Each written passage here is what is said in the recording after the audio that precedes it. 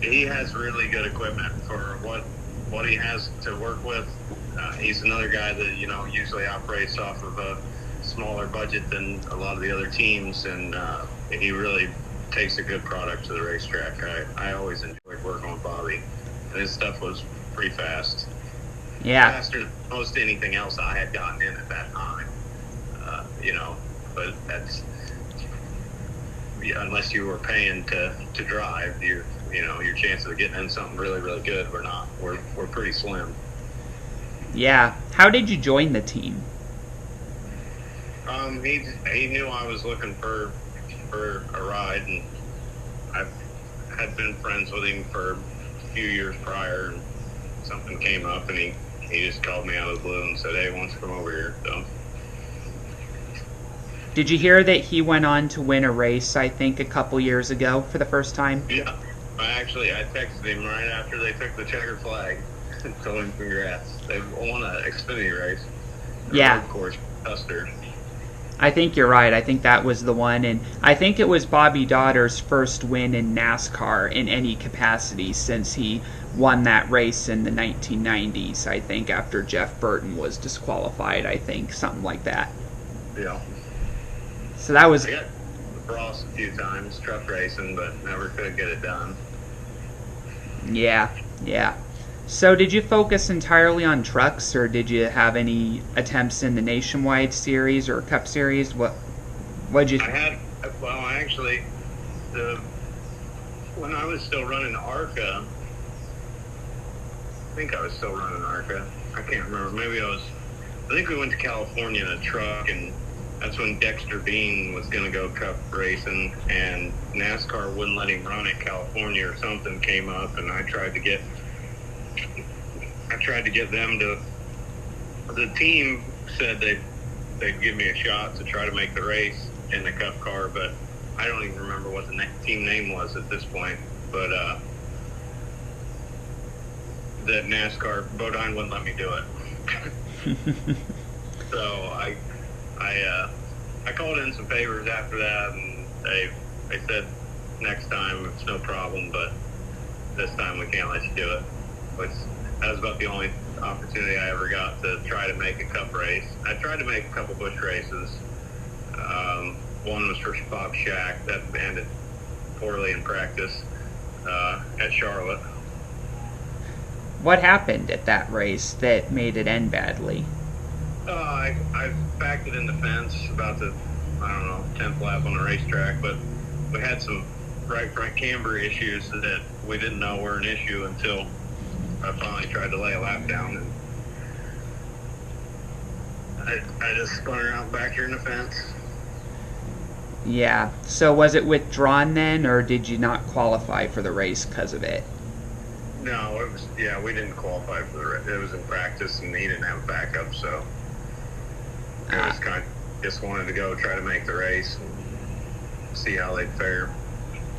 Got it. But I drove for Bob a little bit in ARCA there a few times. What was working with him like? I like Bob's a good dude too. He's kind of unconventional, but he's also really old school, and but he's a pretty smart guy. He's pretty good at setting the cars up. I actually, that was my first job in racing in Mooresville, was for Bob. Really? That's how most of the opportunities I got outside of my own stuff was I went to work for people and worked on the cars to try to be able to drive them. Got it. How did you get the ride with Hillman and Hillman Racing? I worked for Hillman too, and me and Mike got along really, really well, and I did a lot of fabricating so when I actually worked for TriStar at the time, Mark Smith's Busch team, and me and another guy did all the bodies for all 5 Busch teams, and then we did the truck bodies for Hillman's trucks. And through that whole deal was how I got in the seat with Mike. Mike actually, so my friends used to call me Tim Richmond. And not based on driving ability. And Mike actually bought the 25 number so that I could run the 25 truck at Pocono. Which I thought was pretty cool. Yeah. Was that the year that the team first started, when he bought all of the Germain operations and then Circle Sport? No, that was years later. I never got to drive for Mike when they were winning championships. This was after all that. Because yeah, he bought Ultra out, I think, so that went down. Got it. And that's when they had two trucks that were, well, they had Bodine there for years, but Bodine was long gone by the time I was over there. And didn't they have Max Pappas as well? Yeah, they had him for a little bit. Yeah. And then he ended up going, well, him and Germain, I think him and Germain bought that deal together. They were together there for a while, and then Germain went on their own to do the Cup deal, and that's Pappas went over there. Yeah, I think that's... what was that? I said if I remember right. Yeah. I think that was the time that Pappas started his road course ringer days with Richard Childress, and then he retired at the end of 2013, I believe. Yeah. Yeah. I always pulled for Pappas when he was behind the wheel of that 33. It was the best team he drove for, obviously. Oh, yeah, for sure. Yeah. What was driving for the fast track racing team like? Well, that's Hillenberg's deal. Oh. So that's just it was unique, to say the least. In a good way, or? It was.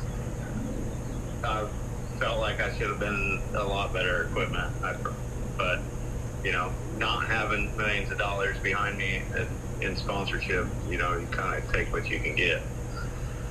Yeah, for sure. So what'd you do afterwards when you stopped the truck series in 2012?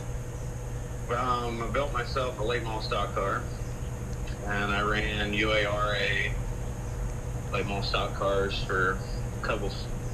It was like part-time the first season, and then the second season I ran almost all the races. I missed a couple because we crashed and tore a car up pretty bad, and it was just me and a couple of my buddies. Literally, it was, I worked a full-time job, and then I'd come to my shop and work on that thing till I couldn't stand up anymore. And I had 2 or 3 guys, friends of mine that worked in racing, and they'd show up after work, and I'd buy them beer and dinner, and that's all I paid them. And then I scrounged together whoever I could get to go to the racetrack on the weekends with me, because most of my friends worked in racing went to the racetrack on the weekends, so they couldn't go. And we had some fun. Should have won some races. Should have, would have, could have, but yeah, for sure.